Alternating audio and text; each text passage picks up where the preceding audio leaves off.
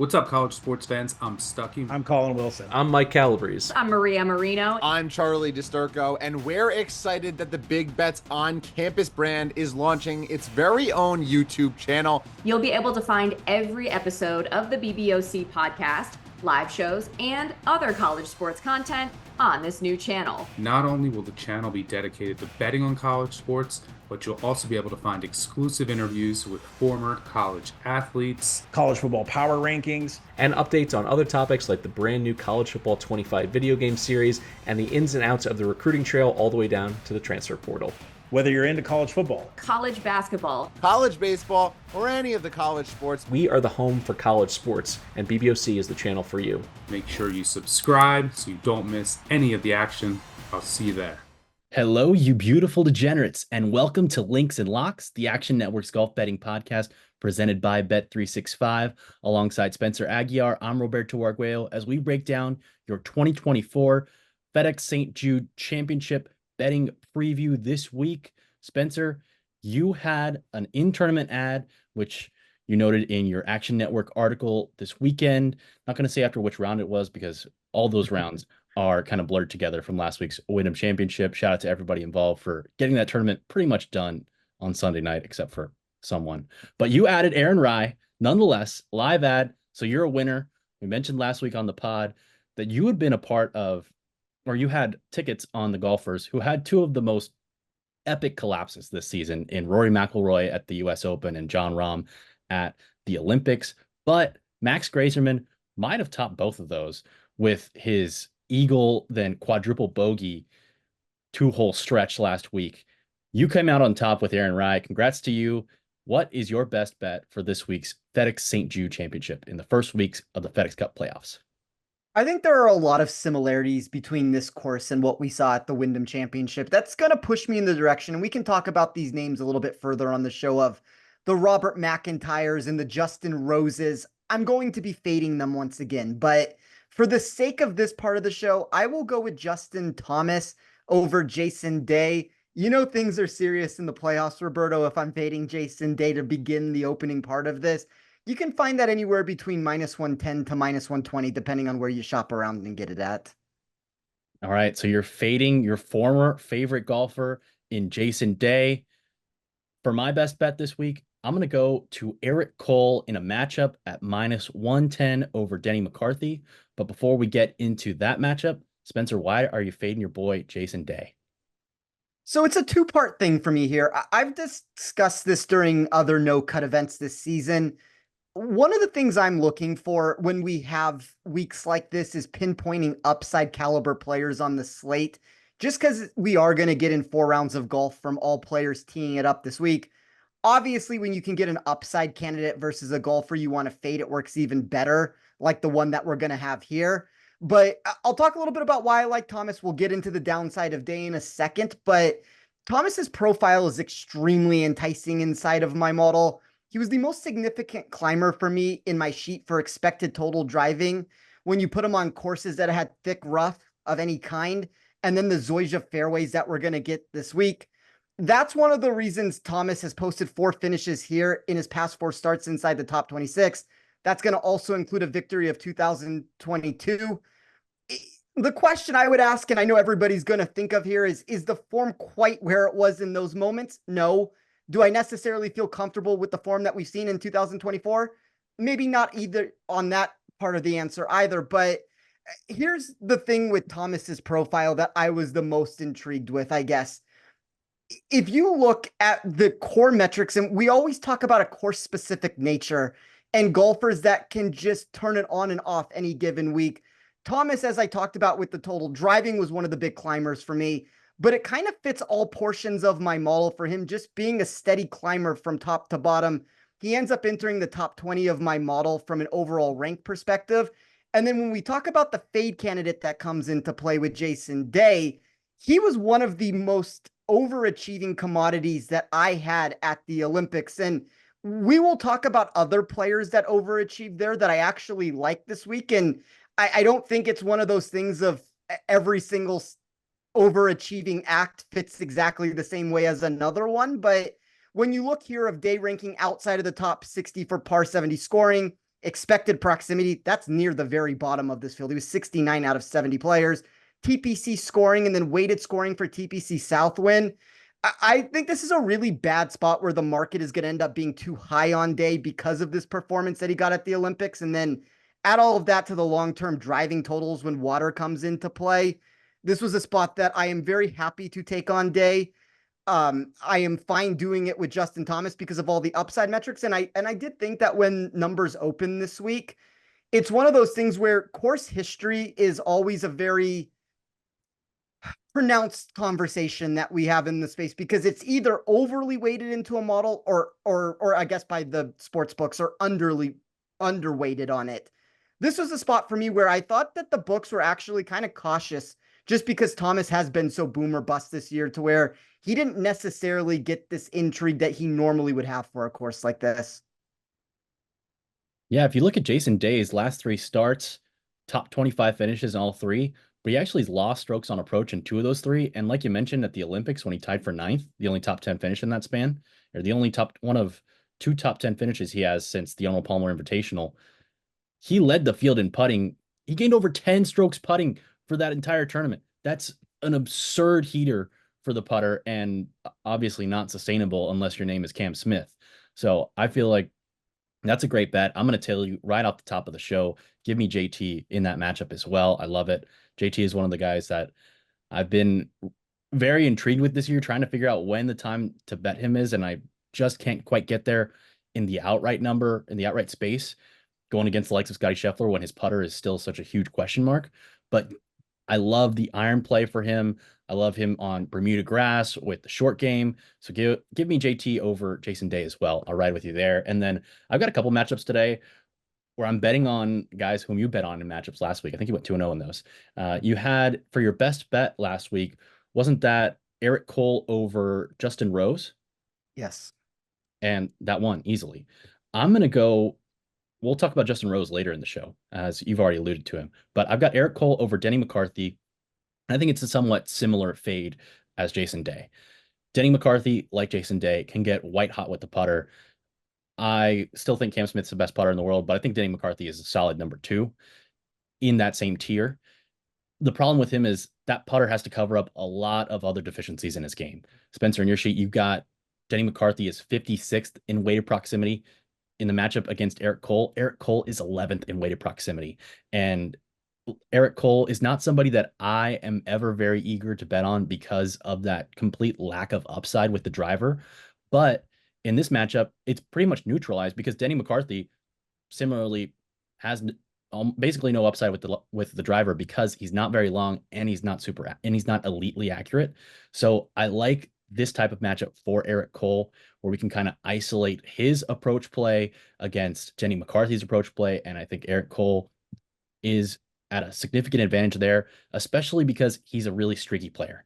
If you look over his career, his wins have come in bunches. I'm not going to go into his Florida Sunshine Tour circuit career, where he's won, I don't even know, he might have won even more times since we last checked, but he's won over 55 times. But he's gained strokes putting in 6 straight events. He's gained strokes around the green in 7 straight, and he's coming off of his best approach performance since the Valspar Championship in March. He's in great form. He's riding a hot streak right now, and I wanted to back Eric Cole. I don't love the finishing market positions or the finishing position markets in the 70-man field. If you listen to the podcast this season, we've talked about that at length, so you're not going to hear any finishing positions this week. But guys that I wanted to bet on in the finishing position markets, I have been able to find a couple of matchups on. So I like Eric Cole on this Bermuda grass against Denny McCarthy, with Cole finding some hot form and McCarthy maybe being a little bit overpriced here, overvalued here because of that putter.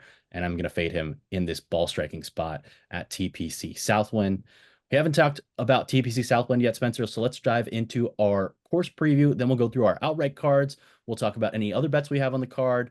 We'll go through our one and done picks, and then we'll go through a little rapid fire as well. But Spencer, let's talk about TPC Southwind, the first event of 3 in the FedEx Cup playoffs. Yeah, at its core, this is an extremely straightforward par 70 property that's going to accentuate ball striking. We've seen that come to fruition 9 times over the past 12 years, when looking into the winner of the event being the one who has led the field in strokes gained tee to green. Talked about the Zoysia fairways. They're going to be narrow here. That helps to enhance that metric since you get thick Bermuda rough that's going to create a secondary penalty beyond just the 11 holes that feature water. That Zoysia conversation is one of the most notable pieces since you get this stark contrast of what's going to happen if you hit a fairway or you miss a fairway. And I know we gave in some sense of the word, Roberto, a similar answer last week. It might be a different texture that we're talking about, but lift, clean, and place came into play last week. And there were guys like Eric Cole and Ben Griffin that we were both bullish on. And I think we are both bullish on again this week that might not fit all of these narratives. And that's like the one thing I want to point out before we dive a little bit deeper into this, because it's not a one size fits all situation here. There's a lot of ways to build a model. This is one step of the equation when we look at total driving and what to expect from it. But when you look at the Zoysia grass, for anybody who's not aware, is this texture that your ball's almost going to be propped up when you hit it from off the fairway, where if you look at the rough, you get this gnarly Bermuda sticky rough where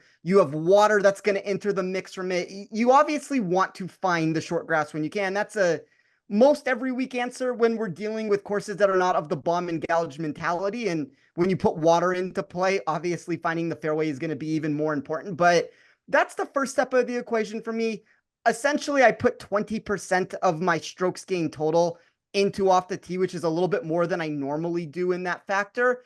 But then it's propelled by a lot of approach metrics. I have a little bit of around the green, and then I'm also going to have more putting than the market is going to probably lead you to believe this week. Just because Bermuda putters, I want to find guys that can gain on Bermuda. Fast putting, I wanted to find guys that could gain there. I already noted 9 of the last 12 winners have led the field in strokes gained tee to green. But I do think that there's that secondary nature that might be overlooked with the putters. So I threw that into the mix. You end up getting all of those things here, which puts you in this perspective where you're going to have most of your shots land between 125 to 200 yards. Nearly 67% of all shots land within that distance. That's a total that's almost 12% higher than what golfers face weekly. I think anytime we talk about a ball striking course, just as a last note to this, Roberto, 2 things end up happening from within a model and from within an expectation. One, you do get a little bit of that reduction of putting that we've talked about, which I've added back in on the back end of the equation there. But 2, you get this overall enhancement of finding fairways, striking your approach shots well from within the critical distances. All of that ends up providing this really unique test this week, because if you look at this course and if you dive it back a little bit further than the WGCs, before it became a WGC, this was just a weak field for the most part. Then we got a WGC. Now it's been transformed into a playoff event. This is not the same tournament 10 years ago when you go back that far. And I don't ever advise people to go that far back in the data to begin with it. Like, I'm somebody that's running long-term data and telling everybody I'm running it long. That's going to be too long even for somebody like me. But it's one of those things, Roberto, where I would look specifically within the last probably 4 years. If you want to stretch it out a little bit to about 2019, that is fine also. But I got rid of any of the course specific metrics before that, just because we have such stronger fields this go around. That's important to keep in mind. And there have been so many different iterations of this tournament of a tournament on this golf course. So it's important to keep that in mind. Of course, make sure you're looking at TPC Southwind and not just the past versions of this tournament, because we're not on this golf course. Wanted to add in a couple of other notes. The greens, super small, 4,300 square feet. I think only Pebble Beach is smaller than that on the PGA Tour, basically. So very small greens. It's going to emphasize the approach play, and for that reason, I'm not weighing 3-putt avoidance as much as or at all this week. Another thing to note, like you said, the Zoysia fairways prop up the ball. It sits perfectly, whereas a Bermuda or whatever other grass would be a little bit more of a tight lie. So that is important. But I wanted to ask you, Spencer, I saw that you had Zoysia in your model. How did you weigh that this week? And if so, how much? I did not. It is in my model as a weighable category. And if I did, I probably would have put it in somewhere between 10 to 15% of my expected total driving category with it. I didn't include it. I left it as its own separate build just in case anybody wanted to go and make a copy.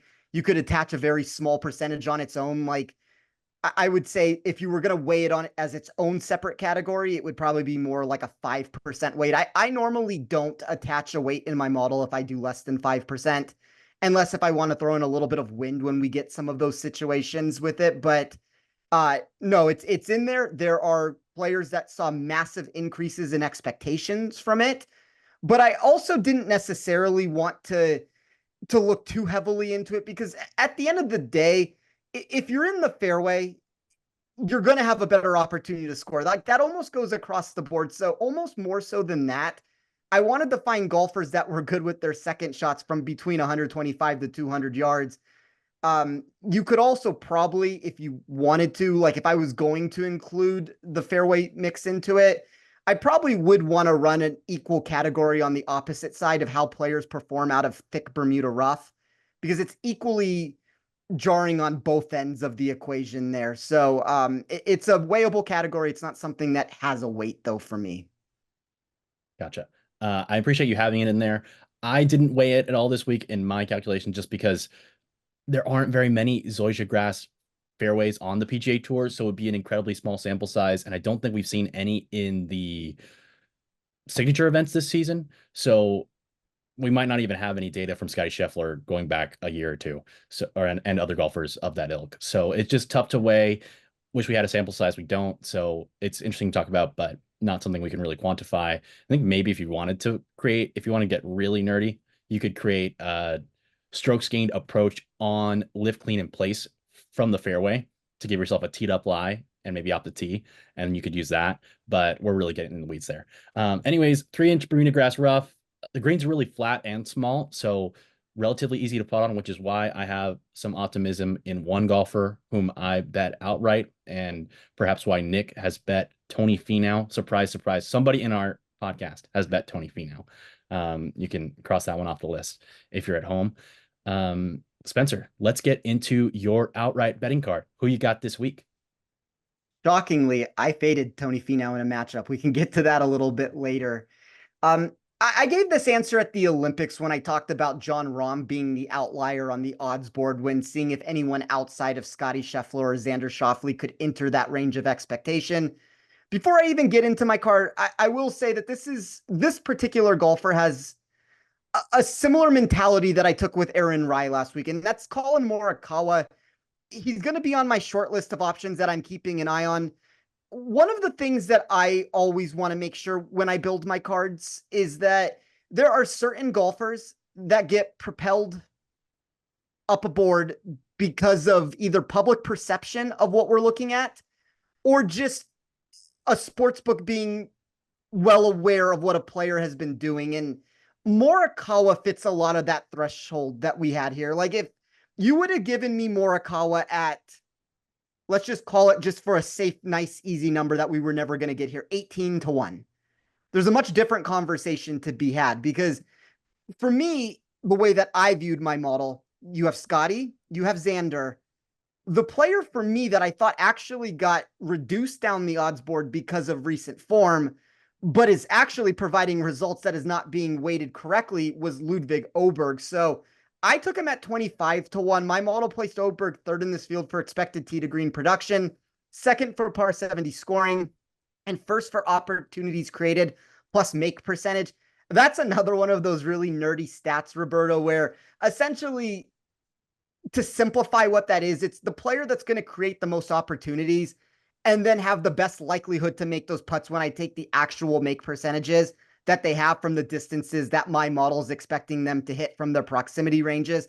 And that's specifically, I even added a little bit of a weight there on Bermuda putting complexes. So, this doesn't come without some risk on Åberg because of the recent form, but the one takeaway I want everyone to consider before overlooking this wager is that Åberg ranked first in my model at the Olympics for projected score when I included baseline putting plus around the green totals over what his actual production ended up being.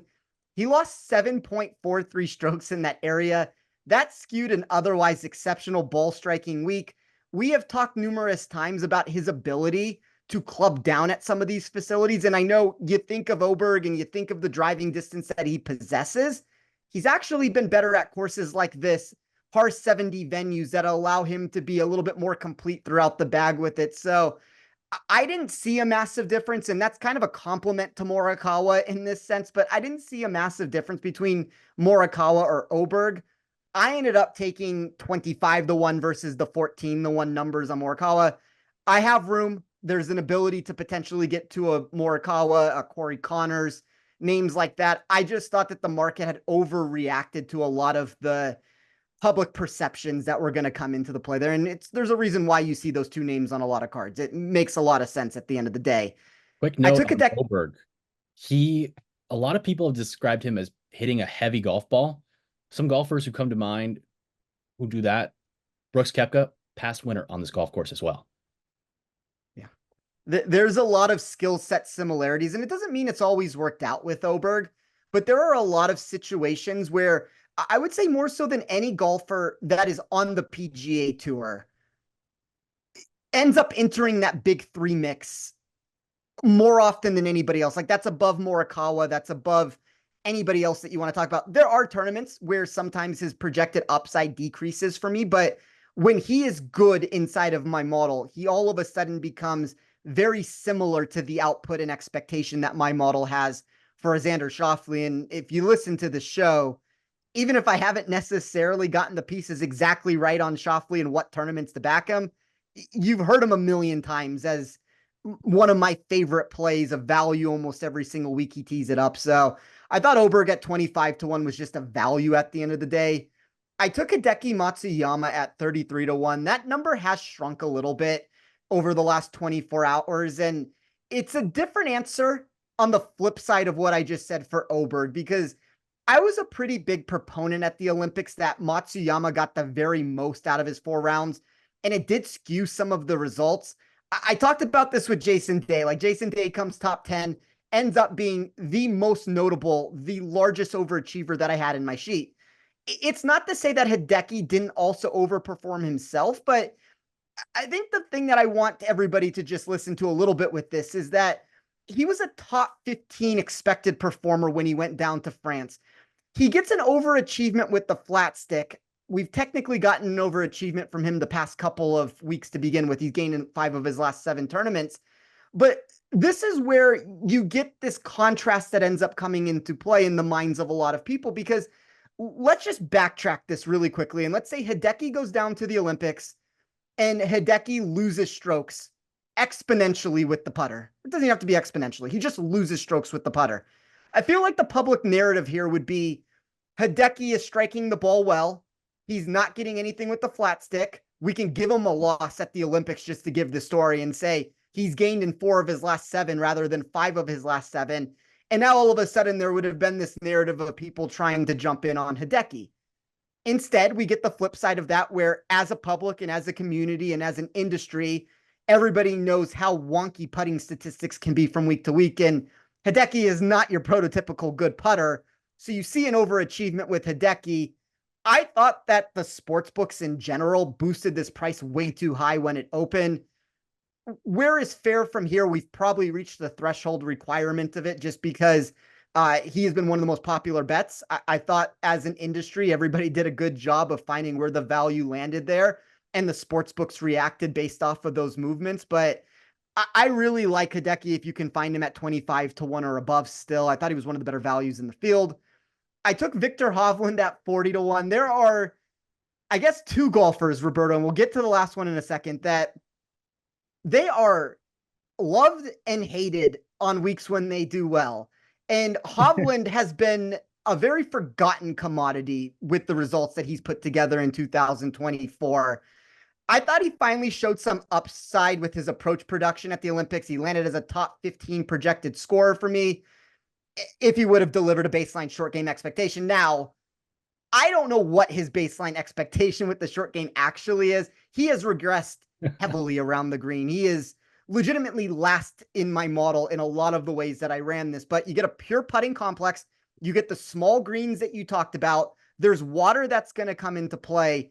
it's a very similar mentality of what I talked about with Hovland at the Olympics that didn't come to fruition there. I still continue to think that these are buy low opportunities at the right venue. So I took him at 40-1. I took Sahith Theegala at 60-1. Good course history, great on the par 70 setups, been great on fast Bermuda. And then the name I'm going to give here that I just alluded to a second ago, which one, Roberto, you would think I would have learned from you a couple of weeks ago at the Olympics with all the hate that came from a Wyndham Clark selection. Two, yes, I understand taking Hovland and Clark together is asking for trouble. I don't necessarily expect both of these players to put the pieces together. It's a very boom or bust outlook that you're going to get from them. I wouldn't bet either one in safety markets. I wouldn't play them in cash games for DFS. I'm not necessarily opposed to the idea of head-to-heads just because we have 4 rounds. I'm not actively searching to put those names into head-to-head battles. It would have to be a spot where my model is extremely low on somebody. I think I have upside. All these 2 players are upside caliber golfers that I am shooting for the fence with them. And Wyndham Clark continues to be the name that drifts every single time we see this bad form.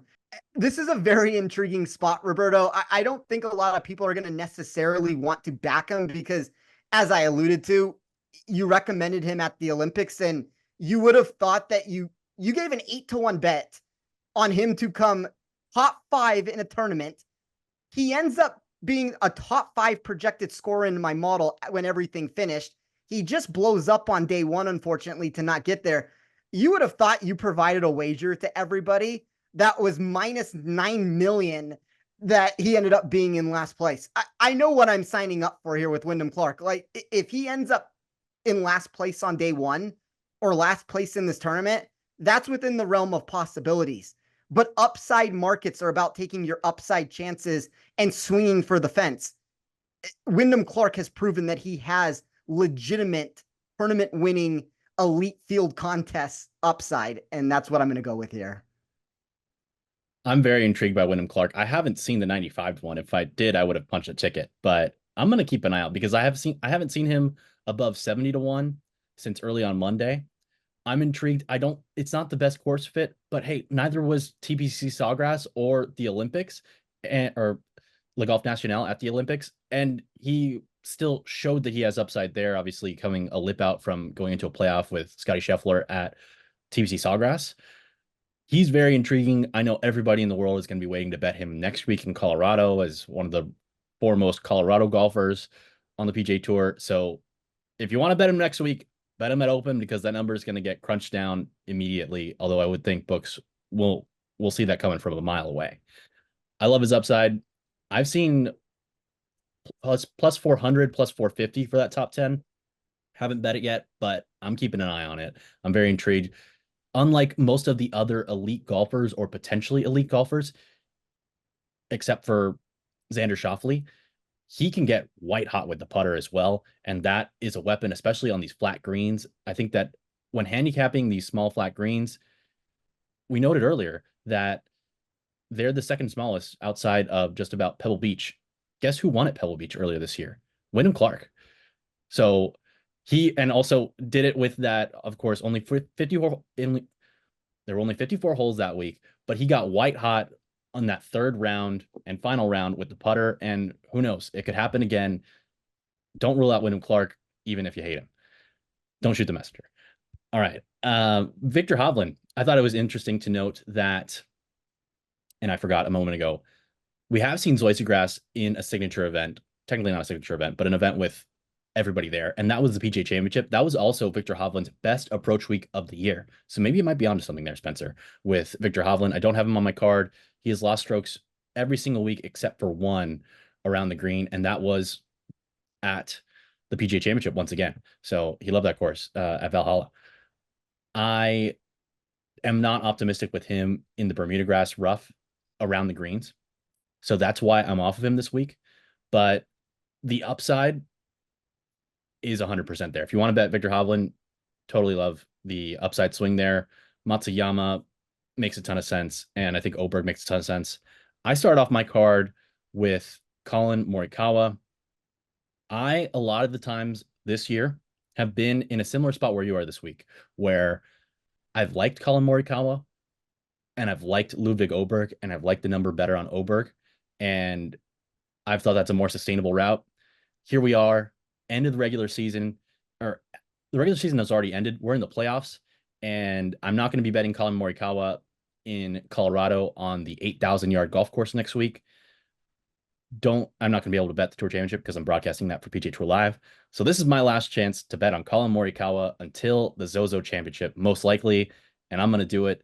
The iron play showed out at the Olympics. He had his best approach week of the season at Le Golf National. He also had his worst putting week, I think, of the whole season as well. I'm not too worried about that. But overall, he fits the mold of somebody who can succeed here by navigating the water and the rough off the tee, by hitting fairways. He's fourth on the PGA Tour in driving accuracy, hitting over 71.5% of his fairways this year. He's been consistently above average there as well recently, as he's been at least 8% above the field average driving accuracy in each of his last 11 starts. And his approach play earlier this season was not great. He was outside the top 80, outside the top 50 by the time the Masters came around in approach play. And at one point, he lost strokes on approach 3 straight times, which is the first time that's ever happened in his entire career as a professional.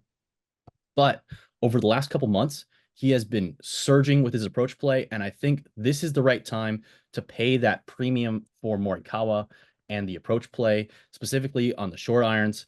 I love that aspect of his game. I always have been a big Colin Morikawa fan my entire golf betting career. I think this is the spot to bet him. We talked about this is a par 70 course, so his lack of distance will be minimized a little bit because of the lack of the par 5 advantage that the Bombers would have, like a Wyndham Clark. He's 5th on the PGA Tour in par 4 scoring average. So with the 12 par 4s this week, that will be a great spot for him. Ultimately, I think this is a great spot for Scotty Scheffler, and Colin Morikawa is a similar type of build of Scotty Scheffler with a little bit more putting upside, although he doesn't have the elite upside off the tee because Scotty's longer than him, and then he doesn't have that next gear on approach play. But I think he's getting back into it, into the form that we've seen from Morikawa, where he's been the best iron player outside of a Scotty Scheffler over the last 5-10 years. I'll throw respectfully Hideki Matsuyama into that conversation as well. He's been solid, consistent solid playing consistent golf since the Masters. Does not have a finish outside the top 25 since before Augusta. And in his 4 starts at TPC Southwind, he's been in a tie for 26th or better in all 4, including being at least 13% above the field average driving accuracy for each week. So he likes the sight lines off the tee. He scored decently well overall in this tournament throughout his career. He's in the best form of his career with his short game and his putting, and his iron play is starting to look like the Colin Morikawa we've come to know and love, and he's one of the most accurate drivers off the tee. I think that's a winning recipe, and I haven't taken the dive down below 15-1 very often on the show this week in the outright market, but I think this is the time to buy on Colin Morikawa. So I'm going to do it at 13-1. Missed the 14-1 that you mentioned earlier in the week, but at 13-1, I'd bet it, and I'd go down as low as 12-1. Otherwise, I just wait until the tournament starts if you want to bet on him. Corey Connors is my second and final golfer on my outright card right now. So interesting that those are the 2 golfers that you noted that were at the top of your list to bet on once the tournament starts. Those are the only 2 on my card. So similar recipe: find the fairways, stripe the ball with your irons, and then let's see if these guys can make enough putts to beat Scotty Scheffler. Corey Connors has been at least 7% above the average driving accuracy in each of his last 6 starts. Overall on tour this year, he's 34th in driving accuracy. We know he stripes the ball, 4th in strokes gained approach for the season, 6th in weighted scoring. And what was missing for Corey Connors early in the year, he was hitting the ball great off the tee and on approach, but the putting and around the green were horrible, both pretty equally bad, among the worst on the PGA Tour. But around the green, he has really, really picked it up. Complete turn, where he has gained in 6 of his last 7 starts. For putting, he's gained in 4 of his last 7, so not as consistent. But what's important for me here in those 4 starts where he gained strokes putting, his 3 best putting performances of the year have all been in that span. And not only has he gained, but he's shown some upside that I didn't really think was there, and which is a reason not to bet him. But he has shown in those 3 starts, he gained at least 1 stroke putting per round twice. And sorry, over in 2023, he gained 1 stroke putting per round over 4 rounds in one tournament 2 times. One of those 2 times came right here at TPC Southwind. Noted earlier, smaller greens, flat greens. Bermuda grass is going to be a little bit easier to read. It's going to be amenable for the golfers who are not elite. It's going to, I think, shrink the distribution among the guys who are a little bit above average, a little bit below average, and be generous for guys like Corey Connors to score. I think that this is a great spot for him. And looking at his statistics throughout his career, this is the best form that he's ever been with his irons. And TPC Southwind accentuates that iron play, given the penal rough, the perfectly teed up shots from the fairway, and the small greens. So I think that all points to Corey Connors. We noted the momentum with the putter and around the green, and he's been scoring consistently. Has not finished outside the top 27 since April. And in his history at this course, he's played each of the last 5 years, 7 times overall. He's finished no lower than a tie for 36 and has gained shots, at least 3 shots off the tee for the tournament every single time over the last 5 years. He's comfortable off the tee. I think that's pretty important on a golf course with a lot of water like this. And we've noted how strong he can be once he gets in the fairway. I initially held off on Corey Connors because of that 35 to 1 price tag. I wanted to get maybe a 40 to 1, 45 to 1. But the combination of the perfect fit for his approach play, the lack of long putts on this golf course, and his history where he's consistently found fairways and has shown some upside with the putter on these exact greens, which is very rare for him. I think it's a perfect combination to back him at 35 to 1. I thought that was a really sharp price by the books this week, but I'm willing to pay up and pay for it right now. So those are the guys that I have on my card. Also wanted to note that our friend Nick Brettfish is not here this week, but he told us that he has a handful of guys on his card highlighted by Colin Morikawa, Tony Finau, and Cameron Young. God bless Nick for Cameron Young and Tony Finau. But he's riding with me with Colin Morikawa, so we're doing that. A couple of the other golfers who just missed my card, I liked Oberg, was intrigued with him at 25 to 1. I know Bet365 still has him at 24 to 1. Tom Kim and Russell Henley were 2 golfers who stood out to me as guys who fit this course really well, don't have the highest ceiling in the world, somewhat like a Corey Connors, but I picked Connors over those 2 guys. I think those guys are going to be set up for success this week. Thigala, I missed the train on your price, but I really like it. I think something else that's important to note about Thigala is that he's from California, went to college in Pepperdine, beautiful sights, great California scenic views, but he's moved to Houston, not as great scenic views, but they do have Bermuda grass there, which they don't have in Southern California. And he's noted that he's gotten a lot more comfortable, around the green, pitching out of the rough with his incredible feel on Bermuda grass, which is the toughest around the green surface on any golf course, and also reading the green. So I think that's important. And I like Thigala. Didn't get the number on him that you did at 50 to 1. He is at 37 to 1 right now on our sponsor Bet365. So I like Thigala, but not as much at that price. But Spencer, we've gone through our outright cards. We have gone through our best bets. So I'd like to take this moment as a reminder that the Links and Locks is presented by Bet365. Bet365 doesn't do ordinary, and that's why you get more boosts with them than with anyone else. Every day, they power up the odds on hundreds of bets to give you a chance to win more. Bet365 boosts specific markets, your winnings, and even parlays, and they don't stop there. Keep an eye out for their biggest and best odds with the incredible Super Boost. Check out the boost and see why it's never ordinary at Bet365. Must be 21 or older and present in Arizona, Colorado, Indiana, Iowa, Louisiana, North Carolina, New Jersey, Ohio, Virginia, or 18 and older in Kentucky. Gambling problem? Call 1-800-GAMBLER or 1-800-BETS-OFF in Iowa. Terms, conditions, and restrictions apply. All right, Spencer, what else do you have on your betting card this week for the FedEx St. Jude Championship? I've had a lot of wagers, at least in the head-to-head market the past 2 weeks. I talked early in the show that I faded Justin Rose at the Wyndham. I faded Wyndham Clark. I had Eric Cole, as you mentioned, against Justin Rose. A lot of different ways that I took on Robert McIntyre. When we talk about matchups, and it's the one thing I want to note on here before these plays even get mentioned. One, sometimes the best bet that actually is the one that is talked about is not even necessarily my favorite bet or my model's favorite bet. It's the one where the odds are still the most bettable at the moment of us recording the show. There are numbers that move very quickly, and one of those exact examples would be another Justin Rose fade. I thought last week Eric Cole and Ben Griffin were very equivalent, similar commodities at the Wyndham Championship. We kind of saw that with each one of them flirting up the leaderboard, finding ways for success. That number opened about across the board at minus 115 for Ben Griffin against Justin Rose. We've seen that move now more into the minus 125 range.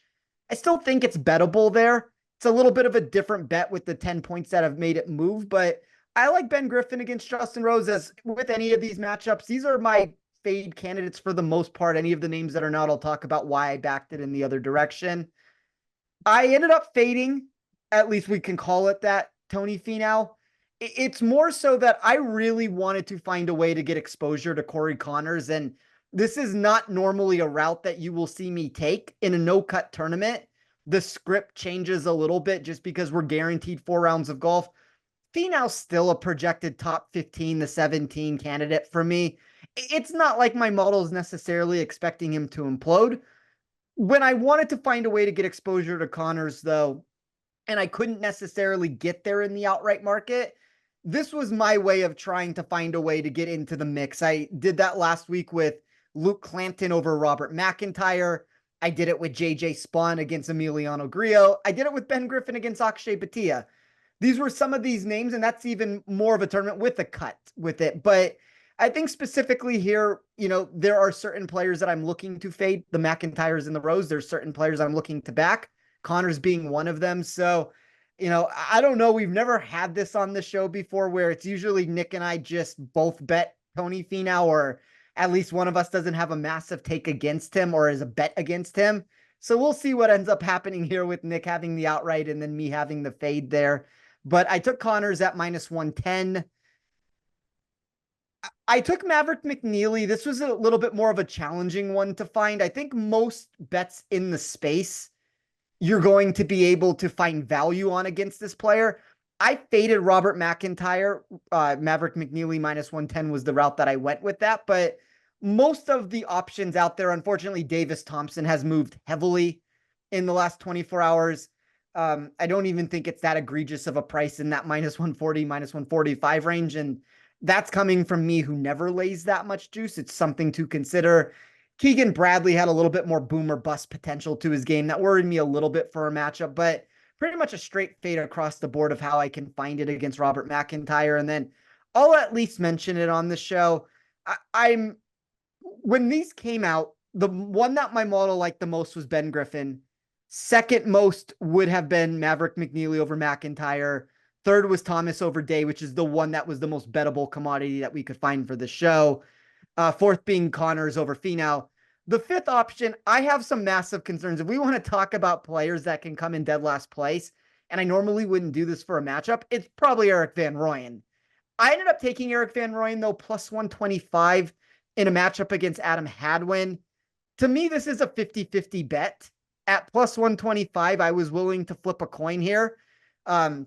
You normally don't get these disparities from within my model of a golfer that I believe should be a favorite, and the market has the odds pretty much completely flipped from where I had it. So I took a chance with it. I understand the risk. Like if we get on to Sunday here and Van Rooyen is in 69th or 70th place, like don't tell you I didn't warn you at the end of the day. But there were certain requirements that I was looking for upside that Van Rooyen had. Some of the water scares me though. Van Rooyen was one of the worst water players that I had in my sheet. And, I ran it specifically. I know this is not a Florida course, but I looked at Florida courses with a lot of water, anything that gave me pretty much 10 or more holes that featured water. Van Rooyen had some problems to the profile. So this was a number grab above anything else, but those are the 5 matchups I have this week. We'll see if we can continue the run from last week. And then hopefully a lot of those names can feature on players that we're going to look to take on from in-tournament bets. I think Eric Van Rooyen's a really interesting golfer any week because of his boomer bust profile. He can get hot with his irons. He can get really hot with his putter. In the final round of the Honda Classic, which was not the Honda Classic, the Cognizant Classic in the Palm Beaches, which also had a Monday finish. There's obviously a ton of water around there, the bear trap. He finished in a tie for second with Eckroat winning, of course, and went nuclear with his putter in the final round. So he has done it on Florida golf course, which I think has some commonalities in that it's shorter, has a ton of water, going to need to play point A to point B golf on both tracks. Sepp Straka, who lost to Will Zalatoris in a playoff here a couple of years ago, also a winner at the Honda Classic. So there have been some guys who've had some success at both of those courses. Last week on this podcast, we noted there was a matchup where somebody had a plus in front of their name. We thought he should have been favored. That guy ended up winning the tournament. So if Eric Van Rooyen wins a tournament and we don't have a dime on him, we're going to lose our minds in consecutive weeks. Moving on, I have one bet on my card that I had not mentioned. That is the exact same bet that you mentioned. Ben Griffin minus 125 over Justin Rose. Interesting note on Justin Rose. When he tied for second at the Open Championship, he gained 1.23 strokes off the tee per round. So basically 5 shots with the driver for the week. The last time that he gained 5 shots with his driver, or at least that many for a tournament with 4 rounds of data, was not 1 year ago, 2 years ago, 2 years ago, 3 years ago, 4 years ago. It was 7 years ago at the 2017 BMW Championship. I don't think that's going to happen again. And he just has been consistently inconsistent this season. Not a lot to show for this year. I think he has 3 top 25 finishes the entire year. 2 of them have been at major championships, in a tie for 6th at the PGA and a tie for 2nd at the Open. Both those golf courses, very different from what's going to happen this week at TPC Southwind. So I like the fade of Justin Rose. I like backing Ben Griffin, the lone shark, swimming through the Bermuda grass. I got him again, minus 125 this week. So I'm riding with you there, Spencer. Let's talk one and done. We did not get much movement last week at the Wyndham Championship. I wanted to play... Darn, I really wanted Nick on the show this week because I wanted to know who he was going to play. But I knew that Hideki Matsuyama I could play because I think both he and Michael Leboff are leader. Only 2 guys in our pool above me. One of them had used him. One of them had not. Another one of them had used, I want to say Russell Henley, and the other one had not, or neither had used him. And I was really afraid that Nick was going to use Russell Henley here. I have played Corey Connors, and I think I'm going to stick with that. I believe Corey Connors has been used by both the people ahead of me, so I'm locking him in. Need to be different this week with only this week and next week counting. And unfortunately, Wyndham Clark is available for at least one of those 2 people next week. So I don't know that I'm going to be able to use Wyndham Clark. So I'm going with Corey Connors this week, and then next week might be an Adam Scott week. How are you playing this week for one and done, Spencer? I know you're still tied in a 3-way tie, I believe, for the most cuts made, which get a respectable 5% of our pool. Actually, no, it's done. It's done because there are no more cuts. So you've won. Congratulations. You get. Well, I mean, I've found a way to somehow win, split a 5% purse 3 ways. It just keeps getting worse and worse. Like I don't know what I'm going to do with my little over 1.5% that I'm getting back, but, I'm probably like, I do think I will say this as everybody's planning to play Wyndham Clark next week, you could zig when everybody else is going to zag and move in the direction of Clark. I don't hate that route. I'm leaning towards Hideki Matsuyama right now. It really doesn't matter which route I'm going to go. Like, just for a full disclosure, I have Clark, Hideki. I mean, that's pretty much about it of like playable commodities that I actually want. I managed to burn through everybody very quickly, which I took an aggressive route. I played Scotty Scheffler the first week of the season before he won 27 times in a row past that point. But, that's what ends up happening in these contests where I feel like when you get very different at the beginning and then you don't end up on the obvious winning choices and everybody other than like you and I, which I guess credit to you that you're in the contest still, seems to have hit Scotty Scheffler for a victory when they've deployed him in a build. It's really hard when there's 4.5 million just going out time and time again. I'll probably play Hideki though. I like the Hideki play. Spencer, do you have anything else that you would like to address before we get into our rapid fire? No, I will say, I mean, there's a couple names that I hope you bring them up for rapid fire. And if they don't, I can circle back to this at the end and we can talk about those players for less than 2 minutes, but they're near the top of the board. I think we can have discussions about them and they should come up naturally. Awesome. Let's get right into the Scotty Scheffler discussion. He's plus 390 on the current odds at our sponsor Bet365. What do you make proper for his odds this week, and what number would you need to see to bet him? 5-1 is what I have as proper, give or take.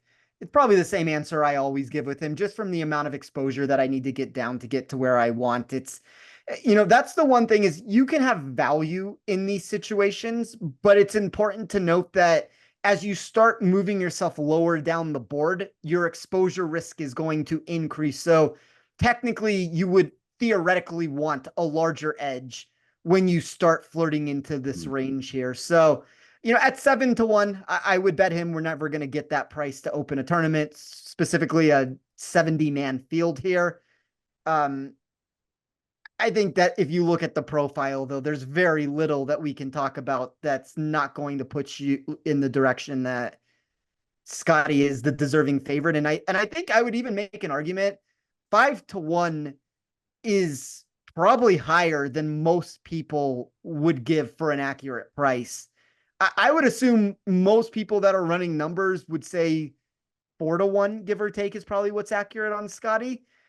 It just always comes down to the putter. And I know we've talked about we've had golfers win this tournament losing strokes putting. And if anybody's going to do that, that's the Scotty Scheffler recipe. I don't know. I just couldn't get myself there at the price. He hasn't won a tournament losing strokes putting since the last time he teed it up at the Olympics, when he lost almost 2 strokes for the tournament. It's just ridiculous. He also gained over 10 shots for the week on approach. He surprisingly has not won or contended here. He's played here each of the last 4 years, 2 top 15 finishes at 14th and a tie for 15th, missed the cut in 2022 in the playoffs, and then tied for 31st last year. Also played in 2018, which would have been right after he graduated from Texas if he went there for 4 years. And then he played here in 2014, which would have been right before he would have enrolled at UT as I guess he would have been an amateur at that time. So not going to put too much weight on those from 2014 and 2018. But Scotty Scheffler, in theory, you would think this is a great golf course for him because of the driving accuracy being emphasized. We talked about how at other courses with water, he's done really well. Le Golf National, at TPC Sawgrass, the smaller greens should suit his huge advantage with his approach play. And then the Bermuda grass around the green should suit his strengths with his short game as well, and the small putting green. So everything points to Scotty Scheffler. I would probably make proper closer to 4-1 as well, but it's hard to win a golf course tournament. You saw what happened with Max Graserman, lots of water everywhere. Who knows what can happen? I'm not getting into a 4-1 bet on Scotty Scheffler. Really quickly, Roberto, before we move on, and this is not meant to be any sort of a negative comment towards Scotty. What he's doing is historic right now. If you take a lot of these victories that he's actually put together, there are a handful of them that I can recall. The Olympics probably being one of the most notable. The Players' Championship is another one that comes to mind. These were events that he was kind of out of the picture and then all of a sudden put himself very quickly back in the picture and then ends up winning the golf tournament. It is hard to win an event. We have gotten, either spoiled as a fan if you are rooting for him to continue to win these events, or very conflicted on the other end because it's not as easy as he's making it to close the show. And, there's flip sides of the equation. I ended up hitting Jaeger against him in Texas. And that's an event where he probably was more of a deserving champion there than any of those other tournaments. But it just comes down to the exposure risk of what you have to get down to get a wager in on him. And it's not something that I personally feel comfortable doing. But the one thing Scotty has that is really scary for tournaments like this, and when water comes into play, he is the most precise golfer in the world. So when Scotty knows water is on the left, Scotty doesn't make that error that everybody else seems to make. So it's a very consistent nature that he puts together over and over again. And when you do that, you find yourself entering Sunday rounds inside the top 10 of the leaderboard. Pressure ends up ramping up. Scotty continues to play the same style of golf, maybe ramps it up a little bit more of the aggression level. And then Scotty steals the tournament away from everybody. But it's still hard to win. We've gotten spoiled on that front. What's just ridiculous about him is not just that his best is better than everybody's best. It's just that his floor is so high. And you mentioned he's able, when he knows you can't miss left or you can't miss right, he doesn't miss in that spot. When some of the interesting comments this year were from Pinehurst number 2, where he said, yeah, the Wiregrass, I don't know which side to miss on. So it's harder for me visually to aim here. And maybe you could say some of the same stuff about at the Open Championship when there might be rough, but obviously there are pot bunkers come into play and the wind and a lot of different variables there. But something interesting to keep a note on with Scotty Scheffler over the next few weeks. It'll be really exciting to see him in mountain golf next week. Moving down the board, Xander Schauffele is 8.5 to 1. Spencer, you've noted that you're always really high on Xander. What do you make proper for him this week? And do you think there are any ideal ways to back him, whether it be in a betting market or in DFS? I'm a little bit lower than I normally am. It's funny how those things end up working out. It feels like the entire year I was higher than public consensus was on Xander, and now you give him multiple major championship titles, and the market has gone from respecting him to now bettors are actually respecting him too. And you're getting him consistently thrown down into this range where he's about 7 to 1, 8 to 1 at the right field. Maybe he drifts a little bit further to like 9 or 10 to 1, but I would make an argument that like Scotty's is in his own range. We can exclude Scotty from the mix here. I think where this starts opening up is Xander, Rory, Oberg, Morikawa. There's a lot more similarities in what projected price tag should be in that range than people believe there. And so that's going to push me off of Xander. I had a few concerns, we'll call them, with his profile of how he fit this course. And maybe that ends up going in the same direction of, Scotty hasn't necessarily found high-end success over and over again here. Xander's kind of had that same profile problem to where, just look at what he's done since 2019. There's 4 finishes outside of the top 23, with his best being a 6th there in 2020. I kind of lean for pure upside. If we're going to the very top of the board, and this is the name that I at least wanted to talk about, I'm intrigued by Rory. I tried to figure out a way of, could I get to Rory in the outright market? And the decision I ended up making was I just prefer Oberg at triple the odds, essentially, of what we're getting for Rory. So I went in that direction. If Rory would have drifted and things would have been in a different spot, that's probably the golfer that I would have been most inclined to want to go towards. And that's including Morikawa, Xander, everybody else not named Oberg, and obviously Scotty at the right price. I want to go back to Xander Schauffele. He gained 0.11 shots per round on approach at the Olympic men's golf competition. That is his second worst result of the entire season on approach. I'm not concerned, or sorry, it's his third worst result of the entire season, by the way. His other 2 worst were the Arnold Palmer Invitational and the Memorial Tournament. He finished in a tie for 25th at the API, and he tied for 8th at the Memorial. So he's shown that even when he can falter with his irons, he can still finish in the top 10 in a signature event. Just ridiculous what he's doing this season. I also agree with Rory. It feels like he's flying a little bit under the radar with Schauffele and Scheffler being the top two big dogs. We're going to see Rory pop up at least once in these next 3 weeks. I have no doubt about it. And he's going to hit the ball an absolute mile next week. So will Xander. That'll be a lot of fun. Very much looking forward to the BMW Championship. Probably the week I've been looking forward to the most this year outside of any of the 4 majors by a good amount. Very excited for that next week.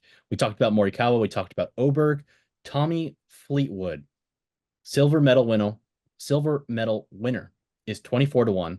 Patrick Cantlay is also 24-1. If you had to make a bet on one of those two golfers, give you $100, which one would you bet it? They have very similar profiles for me inside of my model, where there's better safety ratings than there would be upside numbers that come into play.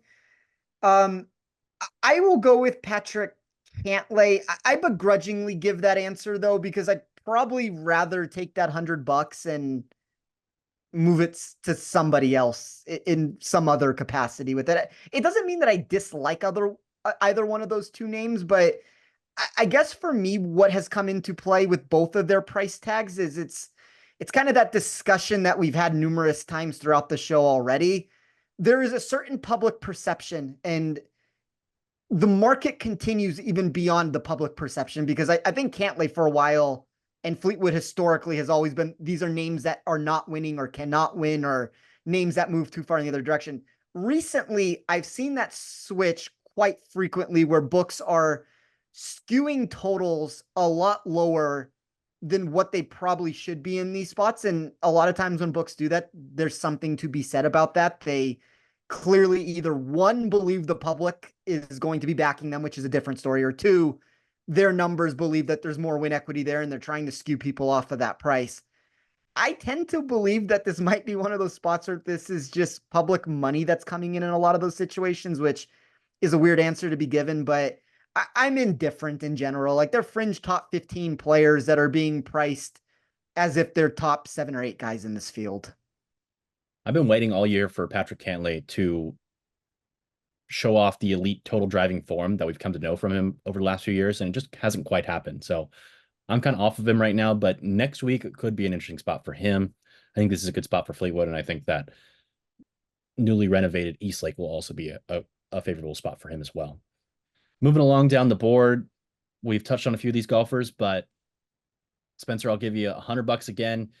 You got to bet it on either Russell Henley at 35-1, Sungjae Im at 37-1, or Aaron Rai and Billy Horschel both at 45-1. I feel like with all these picks, for the most part, I'm never going to get to Corey Connors, is what I've realized here. Like, I can't get a free bet that's given at any point for Corey Connors to somehow get money on him. I'd probably go with Aaron Rai. We have seen players historically during this stretch get very hot. Lucas Glover would be the most recent example of that. Horschel did it a handful of years ago. Like, there are names that sometimes string together results. And I gave this answer yesterday on a podcast.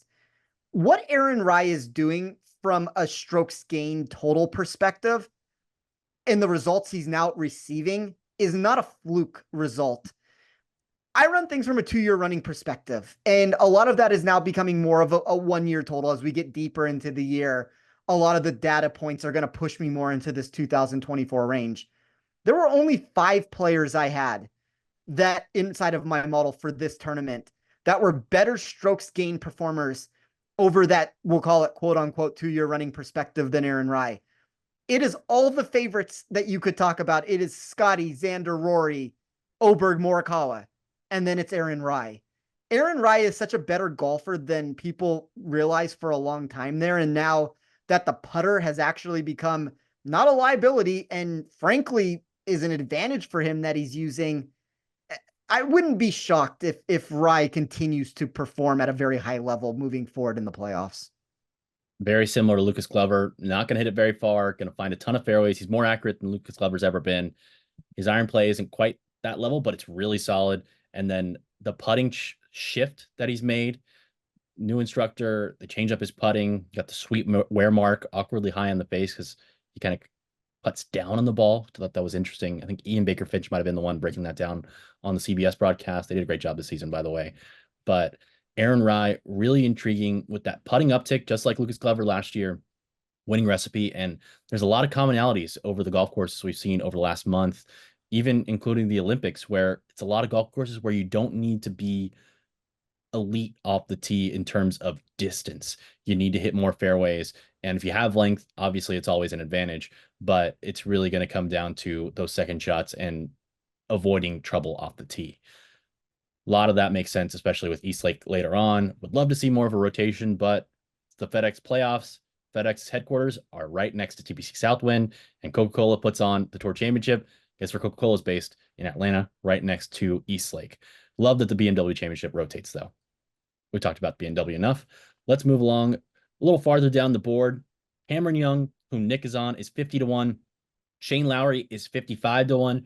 Bermuda Burns, Sam Burns, is 55-1. And let's throw in a couple other golfers whom I think are intriguing. Adam Scott, Brian Harman, and Sepp Straka are all 65-1. So Spencer, if I gave you $100, you had to place it on one of these 6 golfers: Young, Lowry, Burns, Scott, Harman, or Straka. Which one would you take? You have to have a sickness to continue going back to Cameron Young. And I'm somebody who does have a sickness in a lot of these spots. And maybe I've rubbed off incorrectly on Nick in that sense there. I think this is a nice spot for Cameron Young. I might be at the moment of here, unless you're giving me a boosted total to where his number ends up doing what Wyndham Clark's price does in these spots. Like, until we get those totals to where we start hitting the triple digit zone, I'm probably going to just let him beat me the first time that he does.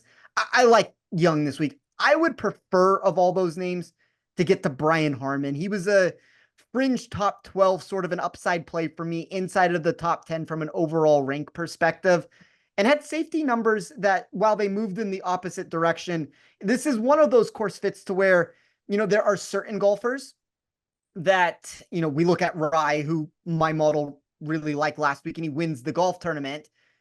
Harman was the second projected win equity candidate that I had in that field. And we keep talking about the common traits between these courses that we've seen.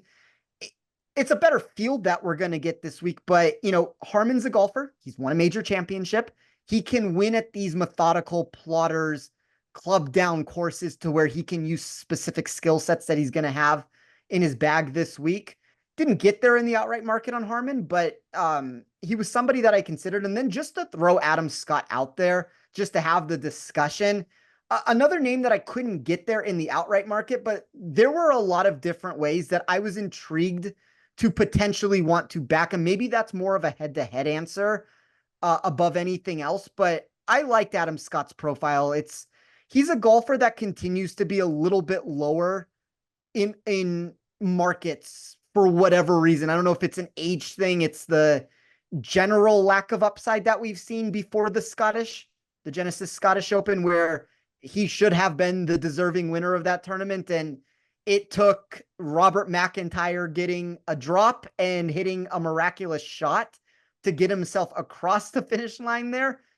I do think, though, that we have not seen the last of Adam Scott. The ball striking numbers continue to be elite. So if we're going to take him to a ball striking course where he can use that skill set, I think Adam Scott is at least worth considering in different iterations of the market. Yeah, that Scottish Open drop for McIntyre, one of the most unbelievable rulings I've ever seen in golf. I had a live ad on Scott, and I know Nick had the actual bet on Scott from before the week, before the tournament even started. Here's the thing, Roberto, and this is what I guess I've learned more so this season, because I always used to say, like in poker, like when I played professional poker, nobody ran worse than I did in poker. It felt like in a lot of spots where I ran so far above expected value in situations, it was ridiculous. In sports betting, and specifically golf betting, I always said for like 6 years, nobody runs better than I do in a lot of these spots. And it's how you end up winning a bunch of units, and you put yourself in the right position in these spots. But if you look specifically this year, I have had a hodgepodge return of the best and the worst of the worst I get the McIntyre break on the live ad. I get the Aaron Rye break with Grazerman imploding on himself. I get the bad end of it of Rory and Rahm imploding in the wrong direction. And then on top of all of that, that I just at least want to mention here, I don't know that he would have won or lost. I get a shortened tournament of Wyndham Clark at a triple digit number at Pebble Beach where he wins that event. So it has been a wild and chaotic year on my front. And, as long as it ends up with profit, I guess that's all you can ask for at the end of the day. But I want to go back closer to just the run good that I had for a bunch of years in the space and a little bit away of whatever this poker run that seems to be entering the mix of like hit and miss every single week.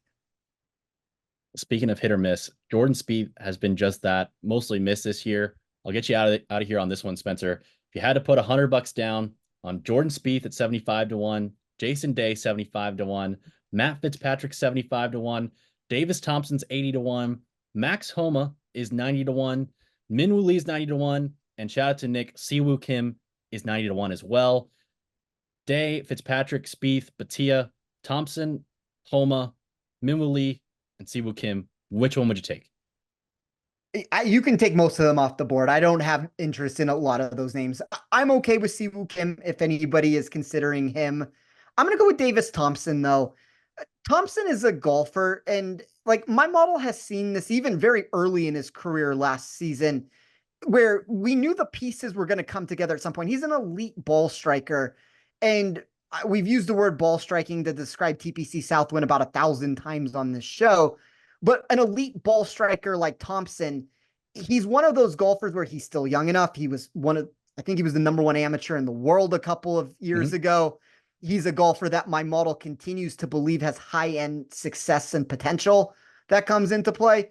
Like, to me, that list, and we'll exclude Siwoo for a second, it's all the former high-end golfers that are on the wrong end of what they're producing. I guess Minwoo doesn't fit that, but like Spieth, Homa, those two names specifically, where when they were at their best, they're top 10 players in the world.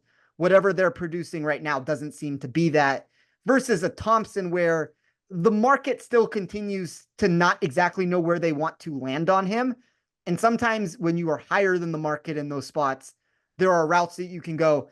I talked about Thompson being a potential head-to-head bet against Robert McIntyre. Fortunately, that number has been on the move and will probably continue to stay on the move. But there are different ways to consider Thompson in the space. And, if you were to give me $100 to make a bet on it, like there are worse ways I have lost $100 in the past than betting an elite player like Davis Thompson. I like him a lot. I didn't put him on the outright card because I have a limited card with the 13-1 ad on Morikawa, but the approach play isn't quite elite for Thompson, but it's above average, and everything else is above average. I think next week's a better fit for him where he can unleash the driver a little bit more at Castle. I would agree with that. Yeah. I also like Siwoo Kim, but he has to putt to win. So don't know I can do that. Spencer, thanks for hopping on. It's a pleasure as always. Looking forward to breaking down the BMW Championship with you next week. Until then, where can the people find your work? Yeah, you can find me on Twitter at TOffSports. Be on the lookout for any of the in-tournament content that I provide. We talked about Aaron Rye being whatever round that actually was. I mean, technically it was a Friday night ad where round one wasn't even finished yet. So you can call it like a fringe pre-round one being finished and round one being finished sort of a bet there. We'll have bets like that. There's a lot of room on the card. I talked about Morikawa, Connors being two of the names I'm going to be looking for. If we can get a drift on Rory, it's probably the third name that I'll throw into the mix there. So keep an eye on that. And then as always, if you like anything that you've heard with the numbers, you want to check out the model, you can get that over at Rotoballer. Awesome. Could not advocate for it more every week. I use it every week, and it's an awesome resource to have at my fingertips. Also, as an aside, wanted to note that, last week we talked about Brian Harman and Aaron Rye. Rye was around 40-1. Harman was around 32-1 when we recorded last week. And now this week, Harman is 65-1 and Rye is 45-1. Thought that was interesting. I think Brian Harman's an interesting player to back. I feel like in some markets, I would have wanted to do maybe an upside swing in a top 10, top 20, but with the 70-man field, just can't get there with the numbers. But I like Brian Harman. I think he's very intriguing for this week, and he's had some top 6 performances on this golf course before. I want to give a big thanks to everybody who makes this podcast possible, starting with you, the listeners. Thank you for supporting. Tell a friend, tell an enemy, tell anybody. Thank you for your support. I want to give a big shout out to our production, our executive producer, Matt Mitchell, David Payne, and of course, Noah Niederhofer, who does all the hard work behind the scenes, getting us across the finish line every single week. Thank you to you, Noah, for working hard to get this one up overnight on YouTube and wherever you get your podcasts. Thanks again for everybody for tuning in this week to our FedEx St. Jude Championship, the first round of 3 in the FedEx Cup playoffs. And we'll see you guys next week for the BMW Championship at Castle Pines.